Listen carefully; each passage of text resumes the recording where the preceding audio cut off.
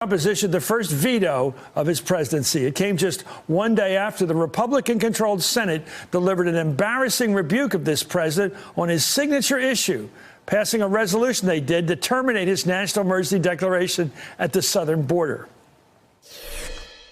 I will be signing and issuing a formal veto of this reckless resolution, and that's what it was. And I have to, in particular, thank the Republican, strong, wonderful people, the Republican senators that were on our side and on the side of border security. They were very courageous yesterday, and I appreciate that very much. Congress's vote to deny the crisis on the southern border is a vote against reality. Today, I am vetoing this resolution. Congress has the freedom to pass this resolution, and I have the duty to veto it. Well, a dozen Republican senators crossed party lines to vote with the Democrats on the measure blocking the national emergency declaration.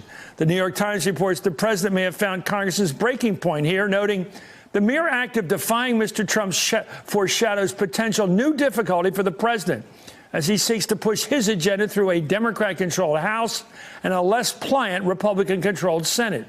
The House, by the way, will vote to override President Trump's veto later this month, although it's expected to fall short of the necessary two-thirds majority to override. For more, I'm joined by David Jolly, a former Republican congressman from Florida, who's no longer affiliated with the Republican, formerly known as a Republican, and Jason Johnson, politics editor for the. I got to start with you, formerly Mr. Republican. Democrats fall in love, Republicans fall in line. Are Republicans falling out of line finally? Is this a one-off or the beginning of something big? I think it's more of a one-off. Chris, at the end of the day, I don't think the political issue will be over this question of executive authority.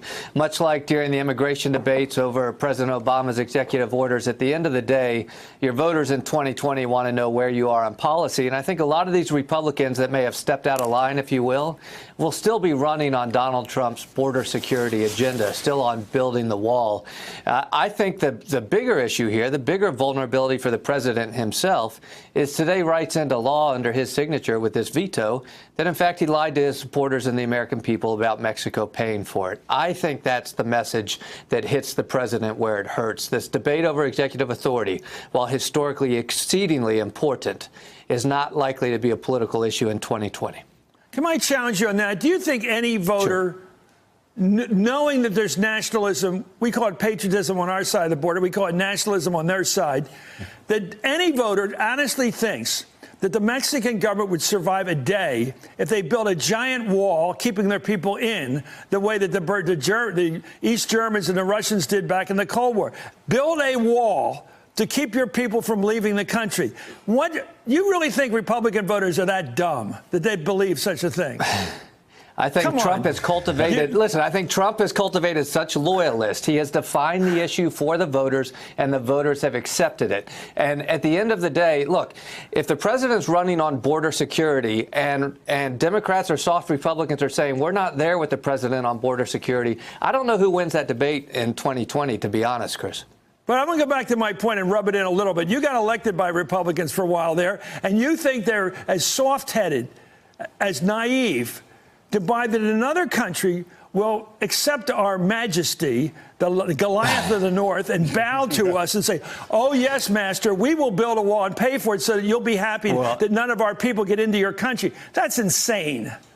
Look, you're breaking down the Trump coalition here. I would say you've got 60 or 70% are Trump loyalists. But I can see him lying. I don't see people being that dumb. But what put Trump over the line are not the people that believe that. You're exactly right. It's what I call the for-profit Republicans that held their nose and stuck with him because they knew he'd put green dollars in their back pockets. Right. But at the end of the day, the base is the base. And yes, I think they believe Donald Trump. Yeah, let me think. What do you think, Jason? Let's talk about today. The Republicans have been adamantly with this guy. 88% late polling, 9 out of 10 Republican voters like this guy. And they stick with him as doing a good job. Right.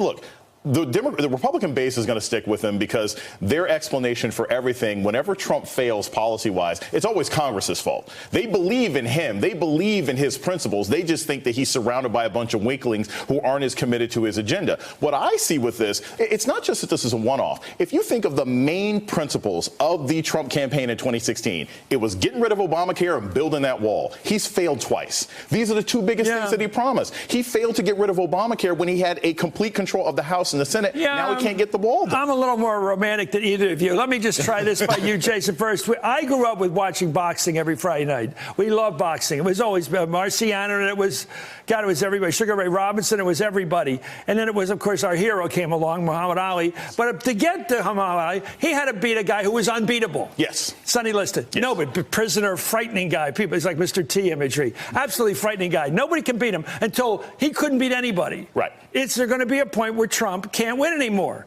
He's lost 2 in a row now on Yemen and on the Declaration. That's a bad week for him. He's got 3 defeats this year, right? Big defeats. Yes. So you think you don't see coming here a crack in this wall? Well, the crack in the wall isn't with his base. The crack in the wall is with the Republicans in the House and the Senate. They learned in 2018 that Trump is not as much of a magical elixir when you're running for re-election as they thought he was going to be. Yeah. That's what allowed them to make some of the principal decisions that you saw this year. I can win in Ohio again, and I don't have to have Trump. I can win in this particular state, and I don't have to have Trump support. That's what really happened. But legislatively, look, this is a process thing, not a principle thing. They're all in favor of border security. They just don't want a wall. I don't see any victories, David. It doesn't. You root for a president. Don't you have to have some victories? I mean, he's losing on North Korea. Sure. Looks like a joke. He meets in Hanoi. By the way, he didn't go to Vietnam the first time. He went this time, and he made a fool of himself this time. And you got to wonder. You got to wonder, what don't they say? Sure. I want to see some white smoke go up, some hope. There's no sign of victory from this guy anymore. Well, and I think, Chris, what today teaches us, it's not that the Republicans are breaking rank. I really don't think that's going to be the case. But it forecasts a weakened hand of the President of the United States. Just take the Democratic-controlled House, for instance.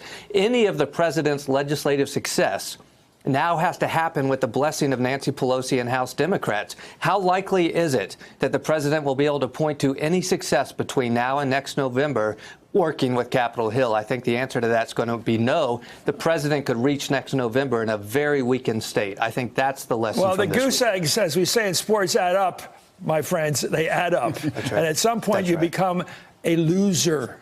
Thank you, David Jolly. Thank you, Jason Johnson. Up next. Hey there, I'm Chris Hayes from MSNBC. Thanks for watching MSNBC on YouTube. If you want to keep up to date with the videos we're putting out, you can click subscribe just below me or click over on this list to see lots of other great videos.